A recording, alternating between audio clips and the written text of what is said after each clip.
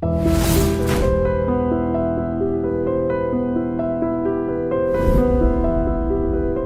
ఇప్పుడు 2017 Telangana excellence award ఏదైతే మీకు వచ్చిందో ఆ అవార్డు అంటే ఈ డిపార్ట్మెంట్లో మీరు చేసిన సేవలకు గాను వచ్చిందా, లేకపోతే ప్రీవియస్ సైబరాబాద్ కమిషనర్గా వచ్చిందా? అంటే అది ముఖ్యమంత్రి గారు పర్సనల్గా డిసైడ్ చేశారు కనుక హీ హాస్ బీన్ వాచింగ్ మీ.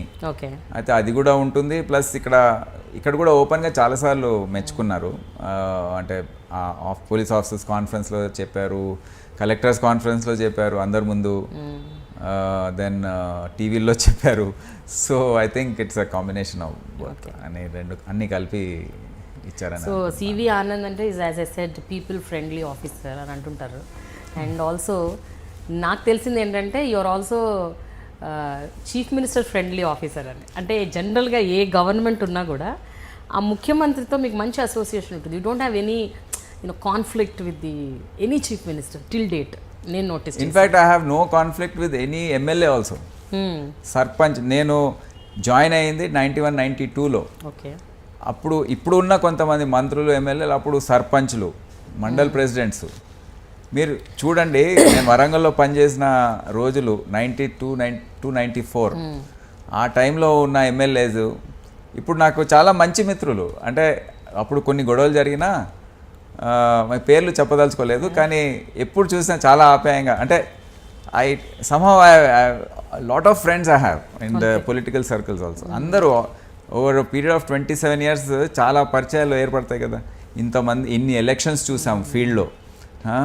ఇక్కడే కాదు, కోస్టల్ డిస్ట్రిక్ట్స్లో కూడా చాలా, అక్కడ ఏలూరు ఇక్కడక్కడ బాగా, అంటే విజయవాడలో, అంటే ఎక్కడ కలిసినా I have never had bad relations with anyone. నాకు నా సర్వీస్ ఈగో కానివ్వండి ఏమీ లేదు వారితో. వారు కూడా అంటే నేను మర్యాద ఇచ్చేవాడిని, వాళ్ళు మర్యాద ఇచ్చేవాళ్ళు. సో ఎక్కడ కూడా కాన్ఫ్లిక్ట్కి అవకాశం లేదు. నాకు ఒకటి ఆనంద్ గారు, జనరల్గా నాకు అర్థమై, అంటే ఒక డిపార్ట్మెంట్ మీరు హెడ్ చేస్తున్నప్పుడు అక్కడ లోకల్గా ఉన్న ఎమ్మెల్యేస్తో కానీ సర్పంచులతో కానీ లేకపోతే ఎంపీలతో కానీ ఎనీ పొలిటికల్ లీడర్స్తో మీరు క్లోజ్గా ఉంటూ ఎన్ఫోర్స్ చేయాలంటే కొన్నిటిని కొంచెం కష్టం. There could be some pressures.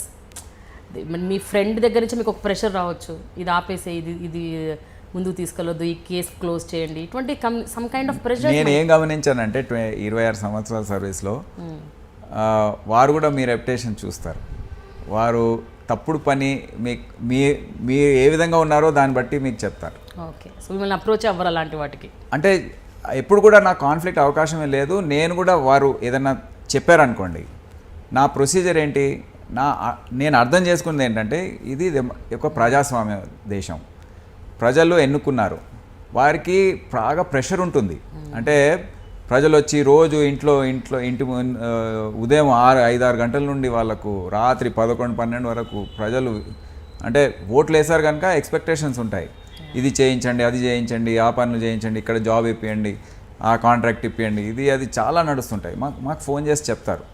అంటే వాళ్ళు ముందు నిలబడి, అంటే పెటిషనర్స్ ఎవరైతే వచ్చారో వారు ముందు నిలబడి ఉన్నప్పుడు ఫోన్ చేసి మాట్లాడతారు. టోన్ కొద్దిగా వేరేగా ఉంటుంది. ఇమ్మీడియట్గా నేను కూడా అడుగుతాను చాలాసార్లు, అంటే మీ ముందు ఎంతమంది ఉన్నారని, ఎమ్మెల్యే గారు మీ ముందు ఎంతమంది ఉన్నారు, అది మీరు అర్థం చేసుకోండి అంటారు. దెన్ వారు చెప్తారు ఓకే ఓకే అంటాను. మళ్ళీ తర్వాత వాళ్ళు సింగిల్గా ఉన్నప్పుడు వేరే విధంగా చెప్తారు. అంటే వారికి కూడా ప్రెషర్స్ ఉన్నాయి, ఇవి అర్థం చేసుకోవాలి మనం.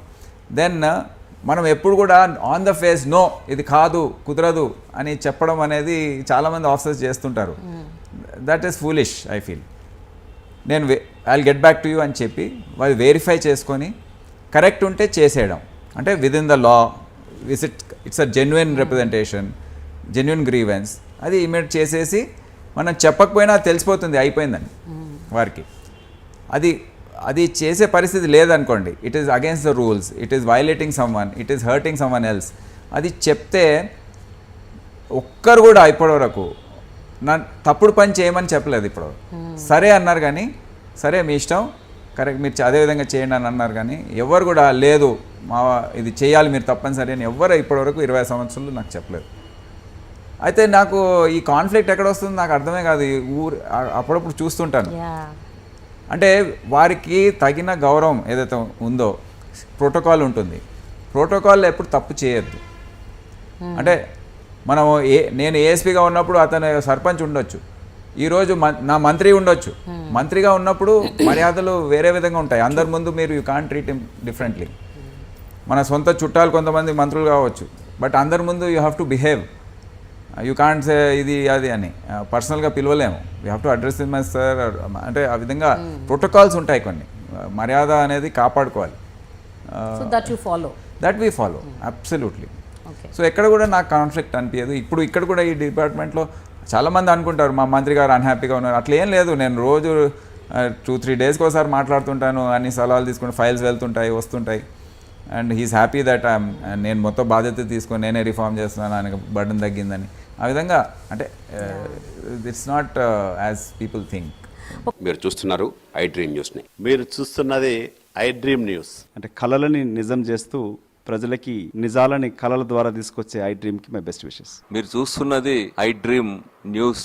మీరు చూస్తున్నారు I dream channel. For more videos, please subscribe I Dream. మరిన్ని వీడియోల కోసం ఐ డ్రీమ్ని సబ్స్క్రైబ్ చేయండి. Please subscribe I dream. And I'm very much satisfied with the way interview went on. Kindly subscribe to I Dream. For more videos, subscribe to iDream.